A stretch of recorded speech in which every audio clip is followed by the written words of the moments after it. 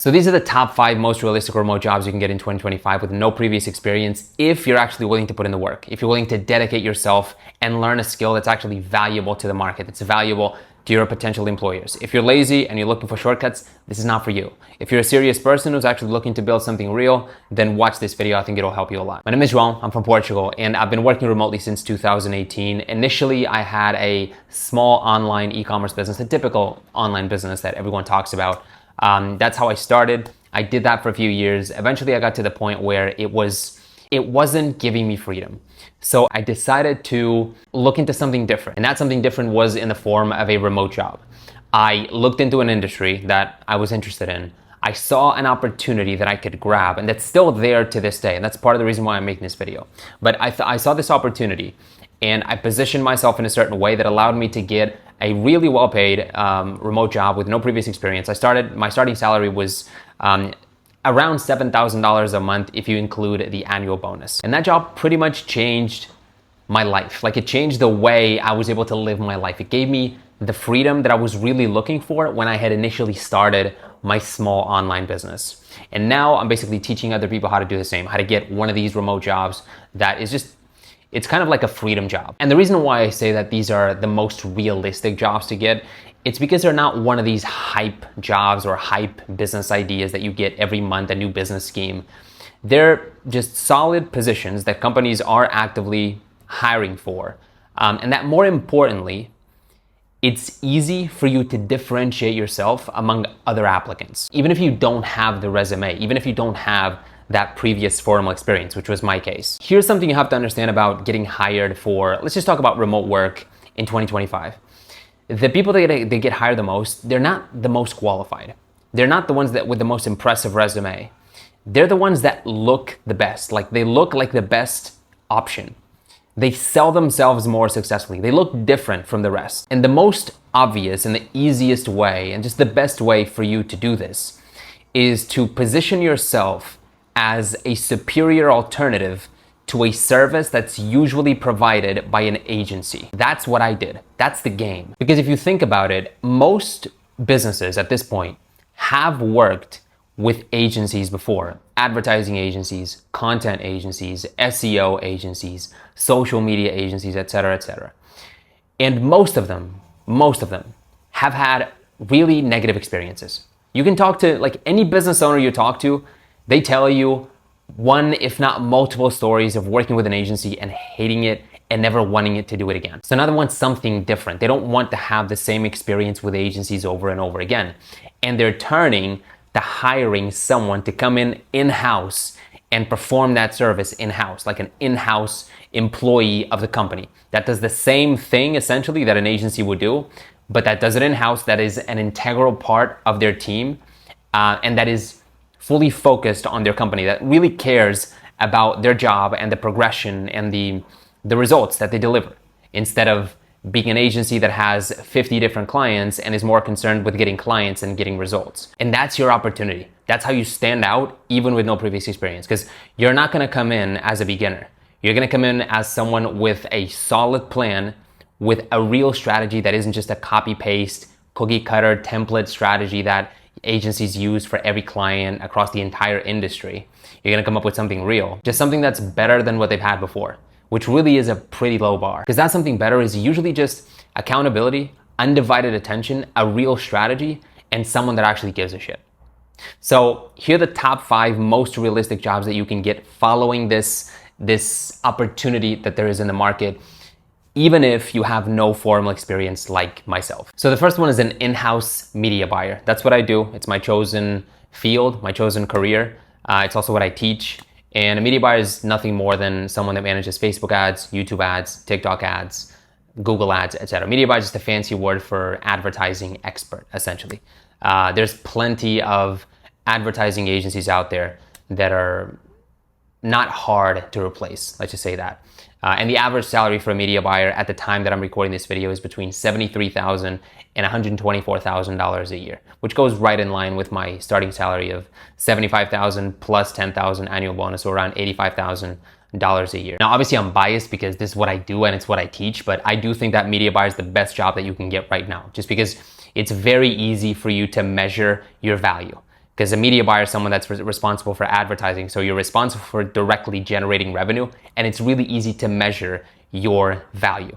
So it's a lot easier for you to justify your value to the company and for the company to hire you and keep you and really not want to lose you. I'm not saying it's the only one. I'm going to give you 4 more that I also think are very, very good options. But I do think, despite my bias, that media buying is the best thing that you could get into right now, if that's something you have some interest for. If you don't like it at all, if you don't like advertising at all, if you have no interest whatsoever, then don't do it. But if there's a little bit of interest there, I think it's the best option. The second one is a content manager, someone who creates content for social media. Could be YouTube videos, could be Instagram Reels, could be pictures for Instagram, could be graphics for Facebook, whatever it is. It's just content for online publishing. And the average salary right now, according to Glassdoor, at the time of the recording this video, is between $81,000 a year and $146,000 a year. The third one is an in-house SEO manager. SEO is just someone that helps a company rank higher on Google. The company's website, the company's social media, the company's YouTube channel, any asset that a company has online, it's the in-house SEO manager's job to help the company rank as high as possible on Google. And that's a very valuable job as well. And the average salary right now, according to Glassdoor, is between $103,000 and $187,000 a year. Even though there's a higher salary, I think it's not as straightforward to get into this one. It's still the same opportunity where there's a lot of shitty SEO agencies out there. It's just not a skill that's as easy to, it's a more long-term thing where if you come in as a media buyer or even as a content manager and other skills, you can come in and show your value in the first month of working with a company. Whereas an SEO manager, you come in and it's going to take you a long time for the company to see results, which can just give you more stress. It can be not ideal, but it's still a great option if long-term, great option still. Now, the fourth one is an in-house copywriter, someone that's going to be responsible for writing landing pages, ads, email sequences, website pages, any page that's mostly more directly correlated to sales. The copywriter is going to be way more involved. But really any type of marketing and sales copy that needs to go on any of the company's assets online, that's going to be the copywriter's responsibility. And the average salary right now for a copywriter, again, according to Glassdoor, is between $66,000 and $114,000 a year. The fifth one is an in-house marketing manager, someone who oversees essentially all aspects of marketing for the company,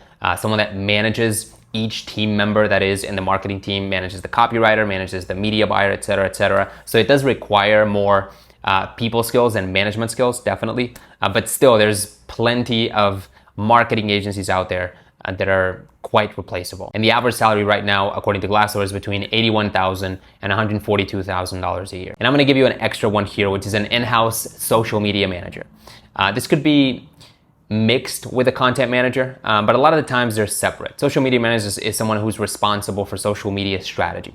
It could be creating content as well, but often it isn't. Often it's more on the strategy side. It's on the studying social media on a daily basis and knowing what type of content to create rather than the actual creation. It's knowing how to engage with the audience. It's just knowing how to best leverage each social media network for the company. And there are plenty of really bad quality social media agencies out there, so the opportunity is there. And the average salary for a social media manager right now is between $53,000 a year and $96,000 a year, according to Glassdoor. Now, let's talk a little bit more deeply about positioning. Like, how do you actually make them believe that you are indeed a better alternative? The starting point of everything, and I'm gonna repeat myself because it's important, is that you position yourself as an in-house person, not as an agency. You're an in-house media buyer, in-house SEO manager, in-house content manager. Whatever it is that you decide to pick, whatever skill you decide to acquire, you're gonna do it in-house. You're not gonna be juggling 15, 20 different clients. You're not gonna be spending an hour or two a day, maybe less than an hour a day, working on the actual job because you have 15 or 20 other clients that you have to get to. You're not gonna hand off your work to a junior media buyer, junior SEO manager, junior content manager, because you're it. Like, you're the expert and you're gonna be the one doing the job. And you're gonna be doing it with your undivided attention. Now you just need to be able to explain it in a way that's different from the typical pitch of I'm a hard worker that everyone else gives. And you do that by studying the role or the skill a lot deeper than most people do. Like, you don't just limit yourself to basic tutorials or very mass market surface level courses. You go deep. You develop essentially your own strategy. You develop your own philosophy. You really go deep. You develop your own thing. And then one thing you can do is you give it a name. Like, when I was pitching myself, when I was trying to sell myself and get a job, I presented a strategy that I developed that I called the extreme testing strategy, which was just like testing more volume of ads, because I saw that that was really what you had to do in the current market to get results with advertising. And the way that made me look better is because it was very easy for my potential employer to understand that an agency could never implement that strategy, because you need time to implement the strategy. And usually what happens with an agency is they have a media buyer, they have multiple media buyers on their team, and they give each media buyer 10 clients to manage, like 10 companies to manage. And they have to split their 8-hour days between 10 different people. So they just don't have time to compete with me. So if I'm talking to a potential employer and I'm telling him this, hey, your competitors are hiring an agency and that agency is spending an hour a day working on your ads. Whereas I'm gonna come in and I'm gonna spend 8 hours a day working on your ads. You don't need to spend 8 hours a day. I don't think I ever worked more than 4 hours a day on this job as a media buyer. But that is just, it's so much more than the average agency. So the company, it was easy for me to show the company how the agency could never apply this strategy. It wasn't like I didn't have to think outside the box like crazy, like this new revolutionary strategy. It was a simple thing.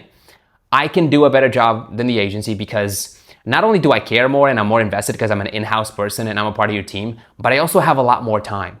And that time, in this particular case, is gonna make all the difference. So as long as you can find something like that, you're gonna be good. Like, you don't need to lie. You don't need to exaggerate anything. You just need to understand that getting a job is basically a sales process. This is what people forget. People forget that they're selling themselves. In order for you to sell yourself, you need to have a differentiating factor. You need something that makes you look unique, that makes you look better than everyone else. And if you can do that, that means that you successfully sold. That means they're bought. Now, obviously this isn't easy. It's very straightforward and it's simple to get there. But it's not easy to go through the process of becoming good at the skill, of not giving up midway through, of developing the strategy. And most people just aren't willing to do that. Most people aren't willing to put in the work. That's why most people can't get these really good remote jobs that give you a really cool lifestyle and freedom. So some final tips that I can give you are, number one, learn the skill properly. Like, don't take shortcuts. Don't do what most agencies do. You have to remember, you're trying to position yourself as a better alternative to someone that's already in the market. So if you do what they're doing, you're just gonna be the same. Even if you try to look different, you're gonna be the same. So actually go deep and learn the skill. It doesn't take forever. It doesn't take 3 years like a university degree. 6 months is a pretty reasonable time to become good enough at a skill that you can deliver superior work compared to most agencies and freelancers. Secondly, try to get some free experience. Reach out to companies and ask them, hey, can I do XYZ skill for free for your company? No catch whatsoever. You're gonna be surprised how taken aback the companies are gonna be. Like, they're gonna be surprised that you're not asking for anything. Because most of the time they get a pitch of, hey, I'll work for you for a 15-day free trial or 30-day free trial, and then you pay me 10 grand a month. So when they hear something like, hey, I'll work for free, I have this really good strategy that I've been developing, I'll work for free, no catch whatsoever, I'm never gonna ask you for money, I just want experience, they're gonna be very receptive to this, and it's a really good way for you to get some solid hands-on practice before you go in and actually apply for the ultimate job that you wanna get. Third one is to reach out directly to companies. Like, don't just, obviously, look for jobs, look for open jobs on LinkedIn, on Upwork, on job boards, and apply to them. But don't just do that. Like, go the extra mile. Look for companies that is very obvious that they're working with an agency, and you can see this through their LinkedIn profiles. There's multiple ways to see this. Or you can just look at their ads and see that they're not testing enough, for example. Or you can look at their SEO and you can see that their ranking sucks. Or you can look at their content and you can see that their content kind of sucks. And instead of waiting for them to post a job, because a lot of these companies don't even think about hiring someone in-house until everything is burning. So you can reach out directly to the company owner, the marketing manager, whoever has some power, and essentially pitch them without having an open job. Just say, hey, I saw that this, and this is wrong. I can come in and fix this for you in-house. You basically give the pitch that I just talked about, being an in-house person instead of a better alternative, but you give it without them asking you for it, essentially, without them telling you, hey, there's an open job. Just reach out directly. You're gonna be surprised with how much opportunity is out there that isn't really visible. The fourth one is, and this is a killer, like, stop talking, and this is obviously more for the stage where you're already talking to the company. Stop talking about what you want. The companies don't care. They just care about your ability to solve their problem. They may care ultimately once they hire you and you're an employee and you're part of the team and you build a relationship and they start caring about what you want for your career, et cetera, et cetera. But before they hire you, talking about what you want, like, oh, I want to get experience, it doesn't matter. I mean, I'm talking about once you go in for the job, not when you're trying to get free experience. That's like the same principles don't apply here. When you go in for the job, do not talk about what you want. Just talk about how you can help them. That's it. Focus 100% on that. It's crazy how many people make this mistake of talking about, oh, I'm looking for this, this, and this. They don't care. And then lastly, always remember to follow up. Remember that business owners are busy, messages get lost, emails get lost. It's always good to follow up a few times before you completely give up on a specific opportunity that you're pursuing. And if you want some direct help, I have a full 6-month program where I walk you through step by step, week by week, how to go from zero to landing your first remote job as an in-house media buyer. Media buyer because once again, that's what I do. It's the skill that I have, so it's the skill that I can teach. If that's something that sounds interesting to you, click the link in the description and check it out.